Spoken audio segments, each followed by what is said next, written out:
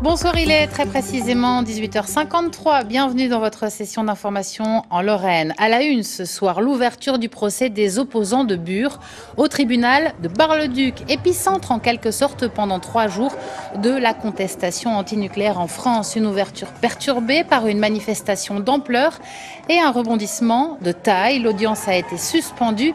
Les détails de cette journée très singulière en Meuse dans quelques instants à 19h.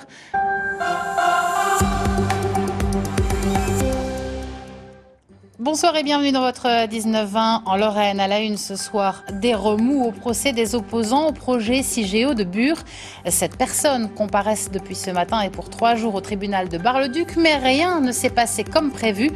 Pourquoi? Les détails avec Anne-Sophie Pierson avec nous sur le plateau qui a suivi cette première journée d'audience très particulière. Aujourd'hui, c'est donc ouvert le procès des opposants au projet d'enfouissement des déchets nucléaires à Bure. Cet opposant au projet CIGEO poursuivi pour association de malfaiteurs, détention de produits incendiaires et violence. Un procès attendu sur 3 jours, sauf que cette première journée a été marquée par un rebondissement d'ampleur. Anne-Sophie Pierson, vous avez suivi pour nous cette première journée d'audience. On l'a dit, rien ne s'est passé comme prévu. Que s'est-il passé en fait ?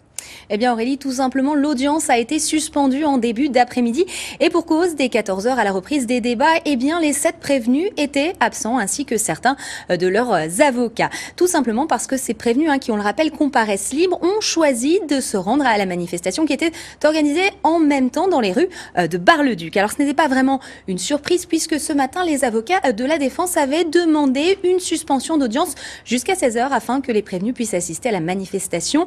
Demande qui avait été rejeté par le procureur. Le procureur qui a déclaré « Nous ne sommes pas ici pour juger du bien fondé du nucléaire, mais nous sommes ici pour débattre de qualifications pénales ». Il n'a visiblement pas été entendu, le procureur, qui a ajouté que la justice avait donc été prise en otage. Alors, vous l'avez dit, Bar-le-Duc, épicentre de la contestation nucléaire en France. Cela s'est vu dans la rue avec cette manifestation d'ampleur rassemblant plusieurs centaines de personnes. Et dans la foule, il y avait Marion Lampageux et Jean-Pierre Petit-Colas. Dans la foule aux couleurs bariolées, il dénote avec sa chemise et sa cravate. Cet avocat n'est pas à l'audience, mais bien dans la manifestation en soutien à son client. On a essayé de marquer notre soutien à celles et ceux qui sont aujourd'hui poursuivis et qui pendant de longs mois et plusieurs années ont été interdits de se rencontrer, interdits de paraître sur le territoire. Et quelle meilleure façon que de le dire et que de le rappeler à voix haute qu'en quittant l'audience et en allant à côté de celles et ceux qu'on a choisi de défendre, manifester et les soutenir. Avec des perruques, des paillettes, ils étaient 600 à défiler dans les rues de la capitale meusienne, tous mobilisés contre l'énergie nucléaire et venus soutenir les opposants au projet d'enfouissement des déchets radioactifs. Je suis venu pour soutenir les copains et je suis là aussi pour montrer ma désapprobation par rapport au projet en tournant en ridicule. Le projet en fait d'enfouir tous ces déchets de longue vie me satisfait pas du tout. En grande partie également parce qu'en fait c'est le nucléaire et son monde. On est aussi là pour contre ce monde en fait capitaliste. Les antinucléaires se mobilisent contre le projet d'enfouissement de Bure et ils ne sont pas tous de la région. Dominique et son dirigeable ont fait 500 km pour être présents.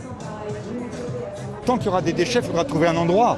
Si ce n'est pas Bure, ce sera dans les anciennes centrales, donc chez nous. Donc de toute façon, le problème des déchets, il nous concerne tous, quoi. Les manifestants venus soutenir les accusés devraient continuer à faire entendre leur voix jusqu'à jeudi, dernier jour de l'audience. Alors dans ce contexte, Anne-Sophie, comment on peut s'imaginer la suite de ce procès?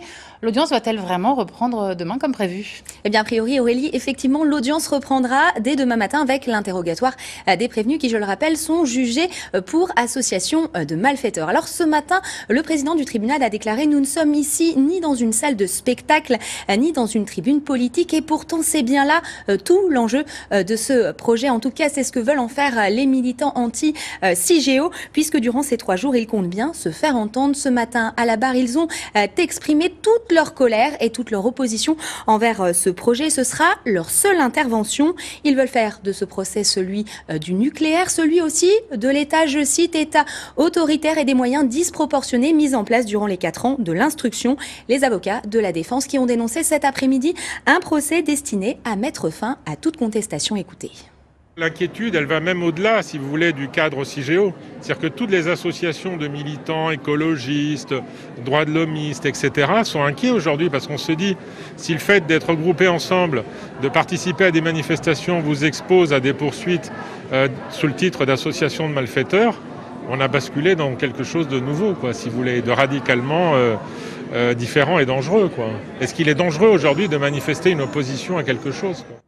Un procès que nous suivrons bien évidemment dans les jours à venir. Un grand merci Anne-Sophie Pierson pour toutes ces précisions et l'intégralité, bien sûr, de ces informations, des enjeux sur ce dossier brûlant sont à retrouver sur notre site internet France 3 Grand Est, accessible bien sûr 24 heures sur 24 et 7 jours sur 7.